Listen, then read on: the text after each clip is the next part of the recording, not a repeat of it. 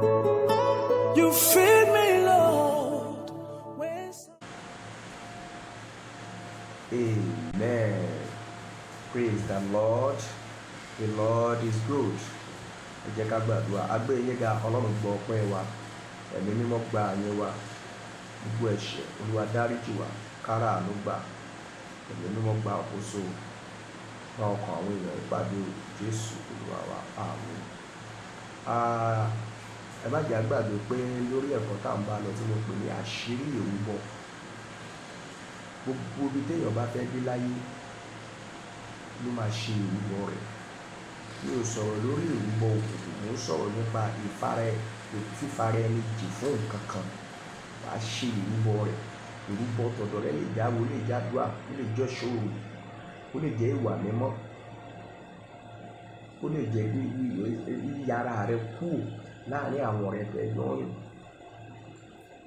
Àṣírí ìrúbọ. Ábúráhámù tá à ń pè lónìí ní bàbá àgbàgbọ́, ó gbé àwọn ìgbésẹ̀ kan tó ní agbára kó tó di bàbá orílẹ̀-èdè, kó tó di pé a fún ní àwọn ilẹ̀, kó tó di pé a fún lọ́mọ, kó tó di pé ó là ó lu, kó tó di ọ̀rẹ́ Ọlọ́run. Torí pé Ọlọ́run kì í fi ìrúbọ ṣeré. Ìwà aládùúà gbígbẹ kò lè jó kékeré sí àdúrà. Òun gbàdúrà káàkiri tó bá ti di offering, ìdámẹ́wàá, ọrẹ àkọ́so, peace offering, àwọn ìran opó lọ́wọ́, aláìní dá síṣẹ́ Olúwa kìíní bá ojú ẹ máa ń le, a máa kùn sínú, a máa rò tí ẹni fẹ́ ṣe, agídí ló máa fi mú ẹ ṣe. Kò lè jó kékeré sí àdúrà. Ó lè máa rí ìṣẹ́gun ọkàn ní lówó lọ́wọ́ ni. Àṣírí ni. Tó bá ti ń fi ìrúbọ kún àdúrà rẹ̀, àwọn ìfifúnni, ìfijì, ìyọ̀ǹda, ó máa jẹ́ kí nǹkan tètè lọ déédé fún ọ. Bí lè sọ pé bó bá ti fẹ́ kàn ṣe fún ọ, bẹ́ẹ̀ ni ìwọ náà máa ṣe fún ènìyàn. Àṣírí ìrúbọ apá kejì. Lábẹ́ láti máa wo ìrúbọ mẹ́rin tí Ábúráhámù rú sí Ọlọ́run. Ìrúbọ àkọ́kọ́ wà nínú Genesis chapter 12, verse 7 to 8. Torí àkókò wa, sí àkókò fún wa. Ṣùgbọ́n a gbọ́dọ̀ máa fi ọ̀rọ̀ Ọlọ́run tì. Genesis chapter 12, verse 8. Ó sì kúrò níbi ó sì lọ sí orí òkè kan ní ìhà ìlà oòrùn Bẹ́tẹ́lì. Ó sì pa àgọ́ rẹ̀ ní Bẹ́tẹ́lì ní ìwọ̀ oòrùn sí ìhà Áì ní ìlà oòrùn. Ó sì tẹ́ pẹpẹ kan níbẹ̀ fún Olúwa. Ó sì ké pe orúkọ Olúwa. Ṣẹ̀tì bẹ́ẹ̀, ó tẹ́ pẹpẹ kan síbẹ̀ fún Olúwa. Ó sì ké pe orúkọ Olúwa. Tá bá wò láti bá sẹ́yìn, Olúwa sì fi ara hàn fún Ábúráhámù. Ó sì rí pé irú ọmọ rẹ̀ ni èmi yóò fi ilẹ̀ yìí fún. Níbẹ̀ ni ó sì tẹ́ pẹpẹ fún Olúwa tí ó fi ara hàn án. Ó tẹ́ pẹpẹ. Pẹpẹ ò ní wà láìsí ìrúbọ lórí ẹ̀. Ó tẹ́ pẹpẹ. Ábúráhámù mọ àṣírí ìrúbọ. Abraham blesses Amai. Abraham blesses Amai. O ò ṣe bí Ábúráhámù. O tán ní àárín ọkàn wó èsì àsìkò ara rẹ̀ nínú stúdíò tí ò yé sí i. Fi ìrúbọ sí i. Ó wá ohun tí ó ṣẹlẹ̀. Ẹnu òfìfo kì í dún yànmùyànmù. Ìrúbọ yẹn ó máa ń jẹ́ kí àdúrà tètè gbà. Ó máa ń jẹ́ kí ọ̀nà tètè là. Ìrúbọ mẹ́rin gẹ́gẹ́ bí ìtẹ̀yẹ̀ríkà tí Ábúráhámù rú. Tá bá wo Genesis 15, ẹ̀já wo 7 to 10. Genesis 15, 7 to 10. Ó sì wí fún un pé èmi ni Olúwa tí ó mú ọ jáde láti Úrì ti Kálídíà wá láti fi ilẹ̀ fún ọ láti jogún rẹ̀. Òun sì polú Ọlọ́run nípa èwo ni èmi yóò fi mọ̀ pé èmi yóò jogún rẹ̀. Ó sì fún un pé mú ẹgbọ̀rọ̀ màlúù ọlọ́dún mẹ́ta fún mi wá, àti ewúrẹ́ ọlọ́dún mẹ́ta, àti àgbò ọlọ́dún mẹ́ta, àti òréré kan, àti ọmọ ẹyẹlé kan. Ó sì mú gbogbo nǹkan wọ̀nyí wá sọ́dọ̀ rẹ̀. Ó sì là wọ́n ní agbede méjì. Ó sì fi ẹ̀là ìkíní kọjú sí ìkejì, bí kò ṣe àwọn ẹyẹ ni kò là. Ṣé ti rí báyìí? Olúwa lóòótọ́ ti ṣèlérí. Màá di president, màá di governor, màá di senate, màá dọba, màá lówó, màá travel out, màá bímọ, èmi ni màá kọ́ bíbèjì, màá fọ́kọ gidi, màá lálàáfíà, ìjọ mi á kú jáde, màá lò ní gbogbo, màá iṣẹ́ ìránṣẹ́ mi kíní kan. Báwo ló ṣe máa ṣẹlẹ̀? Ọ̀tọ̀ ni ìlérí, ọ̀tọ̀ ni ìmúṣẹ. Ọ̀pọ̀ àwọn èèyàn ló pọ̀ ní yàrá ìlérí, èèyàn díẹ̀ lórí yàrá ìmúṣẹ wọn. I will become this, I will become that. They have said, the Lord has said, ṣó ti ṣẹ, kí ló máa mú kó ṣẹ? Ìrúbọ. Abraham sọ pé ohun tó ń sọ yìí, Ọlọ́run mi ò sọ pé wọ́n kọ́ o, mi ò sọ pé ó lè ṣe o, ṣùgbọ́n kí ni mo fi máa mọ̀ torí ilẹ̀ tí mo wà yìí, ọba ti wà bẹ́ẹ̀, gọ́fúnà, president, senate, house of assembly, gbogbo ẹ̀ ló ti wà bẹ́ẹ̀. Kí ló máa mú kó ṣẹ? Báwo ló ṣe máa ṣẹ? Ọlọ́run wá sọ gbogbo àwọn ṣé yàrá. Mo set question fún ẹ. Èmi náà ni mo láńsà lọ́wọ́, ọwọ́ mi lọ̀bẹ wọ̀ lọ́wọ́, ọwọ́ mi ni ṣú wà. Wá lọ mú ewúrẹ́ ọlọ́dún mẹ́ta, àgbò ọlọ́dún mẹ́ta, wọ́n bẹ̀rẹ̀ sí sọ̀rọ̀, ó wá fi rúbọ sílẹ̀. Kí ló ṣẹlẹ̀? Bí ní sọ̀pọ̀ Ọlọ́run, Ábúráhámù sì mú gbogbo ẹ̀ wá. Ó lè ṣe wọ́n lọ́gbà ọgbà kékeré kọjú sí kejì. Ká ní kò béèrè tàbí tí òrúbọ yẹn kò ní ṣẹ. Àṣírí ìrúbọ ni. Wòlíì sọ pé ọ̀nà rẹ máa là. Ó béèrè pé ọ̀nà wo ló máa gbà là. Yes sir, ẹ̀yin lẹ́nu kẹrin sà, ó lè dìde òun lọ. Àṣírí ìrúbọ. Ìrúbọ mẹ́rin ni Ábúráhámù rú gẹ́gẹ́ bí àpèké káàkiri. Àkọ́kọ́, mímú ìlérí ṣẹ, a pè ní ìgbàgbọ́. A bá wo Hebrew chapter 1, Hebrew chapter 11 from verse 1 to 2. Ó ní ìgbàgbọ́ ní ìdánilójú ohun tí à ń retí, ìjẹ́rìísí ohun tí a kò tíì rí. Ábúráhámù ń retí ẹ̀, ṣùgbọ́n gbàgbọ́, ó sì ti jẹ́rìí rẹ̀ nítorí pé ẹni mímọ́ rẹ̀ ti sọ ohun tí ó ṣe fún. Ẹbọ kejì tó rú, a bá wo chapter 17 verse 1 to 4, àní lè máa ka gbogbo rẹ̀, àti from verse 23 to 27. Ìrúbọ ẹ̀jẹ̀. Ìrúbọ ẹ̀jẹ̀. Láti sọ fún pé kó lọ fi ọmọ rẹ̀ rúbọ. Ṣé ẹ rántí ẹ̀yin ọmọ Ọlọ́run, ẹ̀yin olùka Bíbélì? Genesis 17 from verse 1. Nígbà tí Ábúráhámù sì di ẹni ọ̀kànlélọ́gọ́rùn-ún ọdún, Olúwa sì fara hàn Ábúráhámù sì wí fún pé, èmi ni Olúwa Olódùmarè, máa rìn níwájú mi kí o sì kí ìwọ kí o sì pè. Èmi ó sì bá ọ dá májẹ̀mú mi, èmi ó sì sọ ọ́ di orílẹ̀-èdè púpọ̀. Ábúráhámù sì dojú bolẹ̀. Ọlọ́run sì bá a sọ̀rọ̀ pé, bí ó ṣe ti èmi ni, kí èsì májẹ̀mú wà pẹ̀lú rẹ̀, ìwọ ó sì jẹ́ bàbá orílẹ̀-èdè púpọ̀. Ọlọ́run sọ pé wàá jẹ́ bàbá orílẹ̀-èdè, wàá jẹ́ ilé, wàá ṣe ó tún bá sọ ní 23 from verse 23. Pé wàá di bàbá orílẹ̀-èdè, wàá di ilé, wàá di tọ̀hún. Ábúráhámù ní kò sí wàhálà Ọlọ́run. Ṣùgbọ́n lẹ́yìn yẹn, tẹ́ bá kà síwájú sí i, ó fi ìrúbọ tì í. Ìrúbọ tá a pè ní ìrúbọ ẹ̀jẹ̀. Ìrúbọ, tá a bá sọ̀rọ̀ nípa ìrúbọ ẹ̀jẹ̀ yẹn, túmọ̀ sí pé ìrúbọ tó le, ìrúbọ tó kani lára, tó mú ẹkún wá.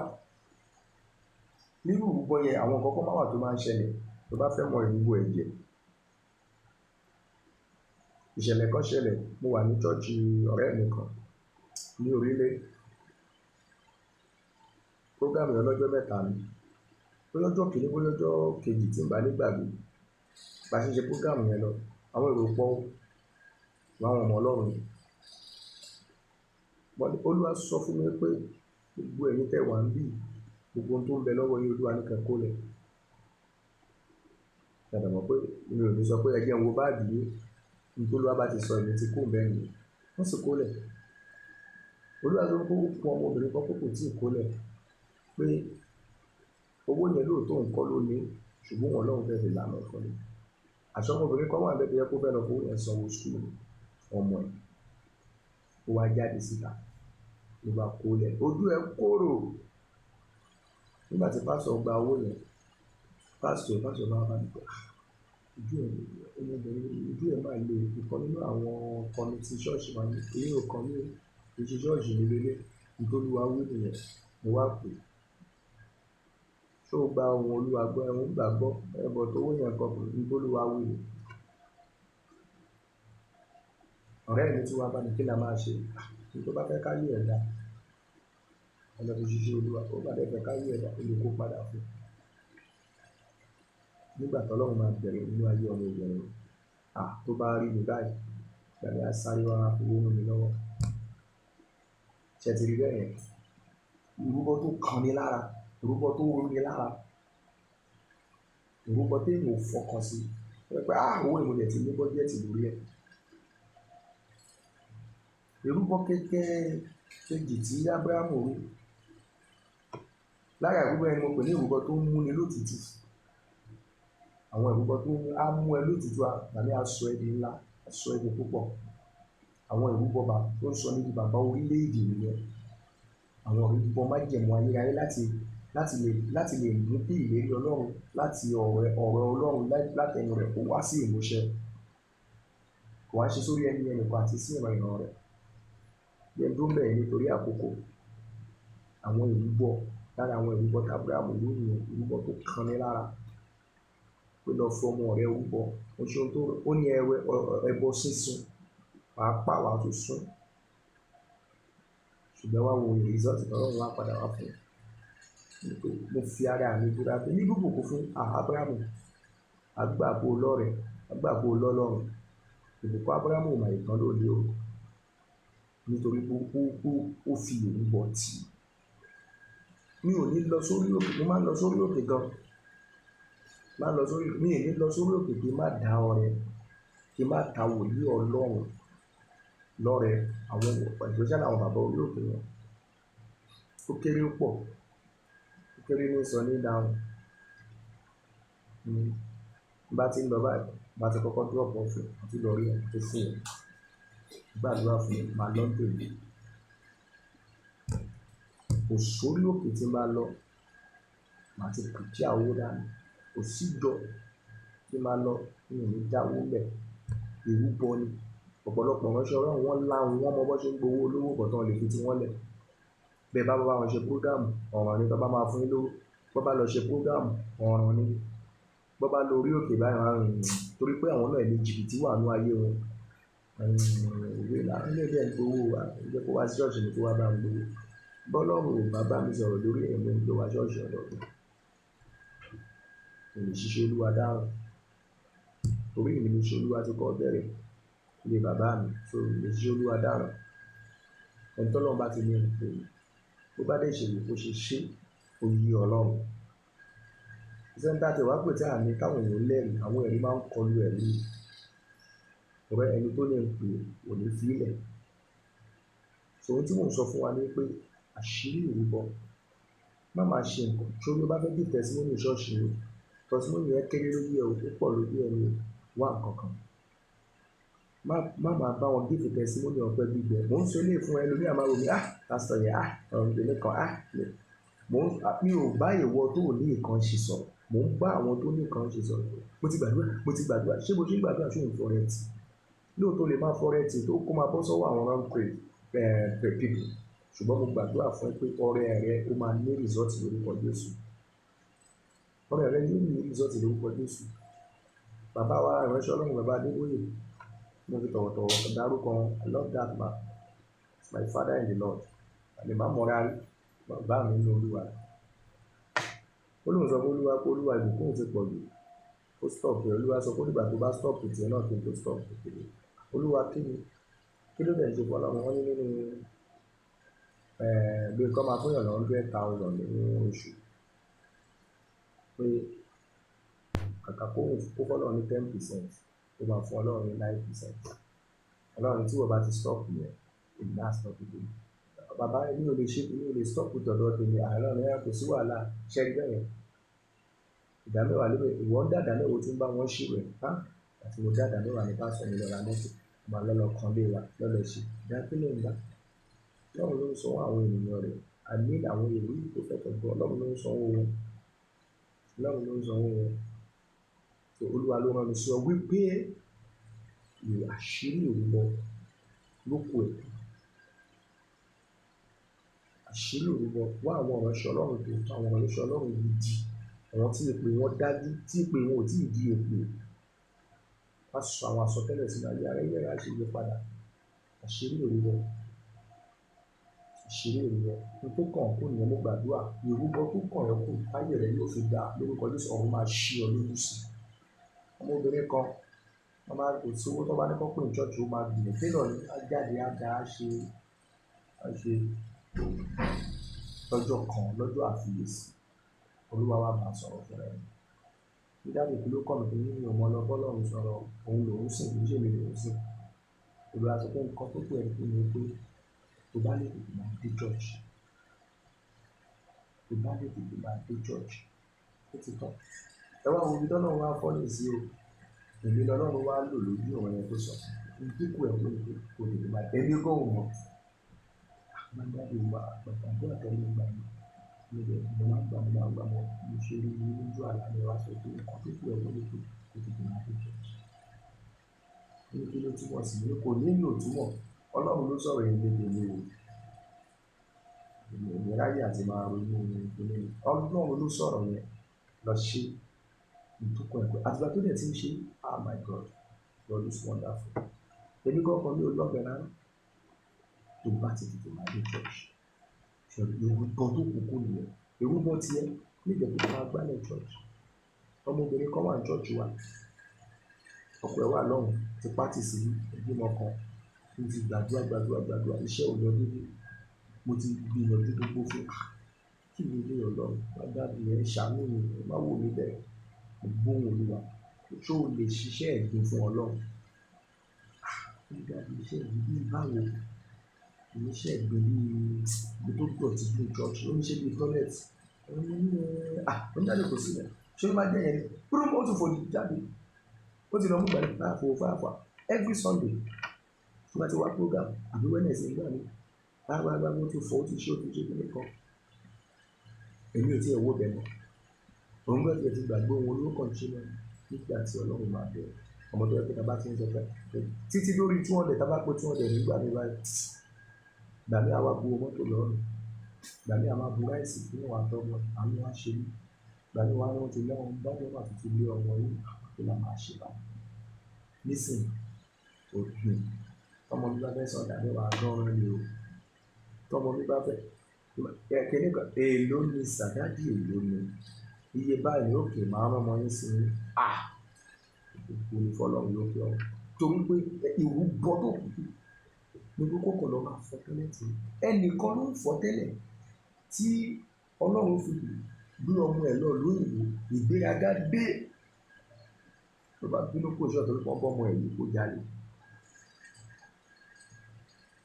ọmọ wí kó jalè ó ta gbogbo nǹkan ṣọ́ọ̀ṣì ìgbéri ló wá ṣe ṣọ́ọ̀ṣì ló ta gbogbo ṣọ́ọ̀ṣì dá tó bá bínú kó ṣọ́ọ̀ṣì lọ àbá ń pè kí ló ṣẹlẹ̀ wá àtẹ̀lẹ́ ní ẹ̀ṣẹ̀ ni ẹ má wọlé bílẹ̀ kò gbé yẹn ṣe tì mọ́ wọn ni èmi tiẹ̀ ti ní kọ́kọ́ lọ lọ́nà ju bẹ́ẹ̀ lórí ó ti bí arántí ọmọ kan ní ṣọ́ọ̀ṣì wa ó ṣe ìdarapọ̀ mo kàn pé ní jẹnẹrétọ̀ wa àrùkọ̀ máa wà bẹ́ẹ̀ àárín afẹ́kọ̀ọ́ máa rẹ̀ kò tí kò lè lọ́wọ́ àwọn ọ̀nà lórí Sunday nígbà tí kò sí problem ọmọ mẹ́rin ló ní ọ̀pọ̀ ẹ̀dá ọmọ mẹ́rin sí ọ̀dọ̀ ẹ̀gbọ́n ìlú ọmọ mẹ́rin nígbà tó Ọlọ́run máa bẹ̀rẹ̀ ẹ̀rù Ọlọ́run bà mí o